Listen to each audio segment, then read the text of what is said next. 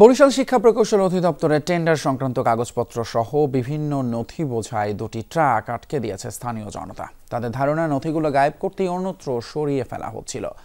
ক্যামেরায় wow, style দেখাও, Xenon X21 পারলে ঠেকাও।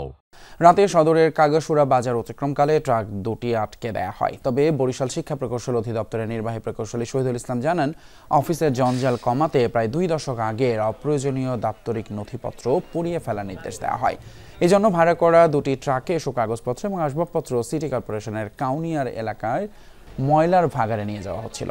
সাথে থাকা অফিসের 2 কর্মকর্তা ময়লার ভাগাড়ের স্থানটি চিনতে না পারায় ট্রাক ড্রাইভারের অফিস কর্মচারী ট্রাক দুটি কাগাসুরা এলাকায় নিয়ে যায়। এ সময় গুরুত্বপূর্ণ নথি নষ্ট করা হতে পারে সন্দেহে স্থানীয়রা ট্রাক দুটি আটক করে। ট্রাকে অফিসিয়াল শিক্ষা প্রকৌশল অধিদপ্তরের কিছু কাগজপত্র আছে যেগুলা পোড়ানোর জন্য আনছে নাকি।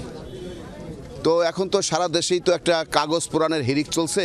দীর্ঘদিনের যে কাগজ একদম 2টা রুম ভাগাড়ে পরিণত ছিল, সেই কাগজগুলো আমরা বের করে এখানে পার্কিংয়ের জায়গায় পড়েছিল, সেগুলো আমরা নষ্ট করে যাতে এখানে ব্যবহার উপযোগী করা যায় প্রাঙ্গণটাকে।